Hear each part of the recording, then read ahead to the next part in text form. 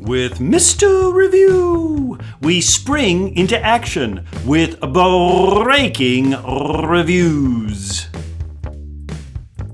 Hello, friends, it's Mr. Review, and we're looking at how governments protect our rights and correct our wrongs. We're talking about the Bill of Rights, and we're working our way through the First Amendment. We've looked at the First Amendment's religion clauses, Establishment Clause, and free exercise. We've looked at the First Amendment's free speech clause and how it's evolved over time, protecting not just our audible words, but also our symbolic speech as well. But there are limits on obscenity. But how about freedom of press? Oh, so important. Seemingly the mirror of speech. What we write, what we put out in our newspapers, in our magazines, and even on our websites. Protected. Freedom of press.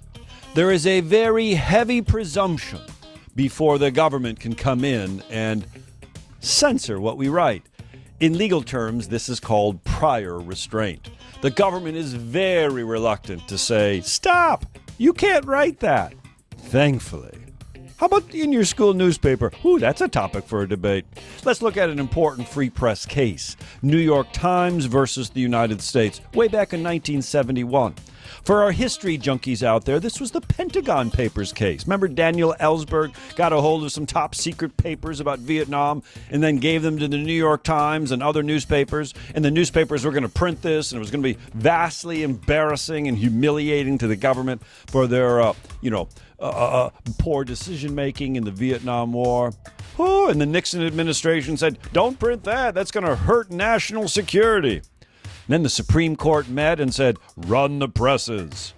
Run the presses? Yes, freedom of press protected even the publication, in that case, of top secret information. Oh, that's a debate. But the precedent remains the same.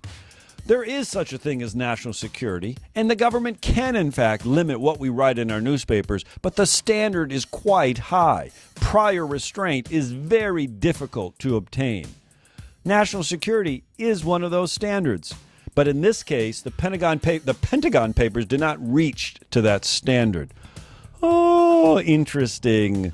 Freedom of the press springing into action with breaking reviews.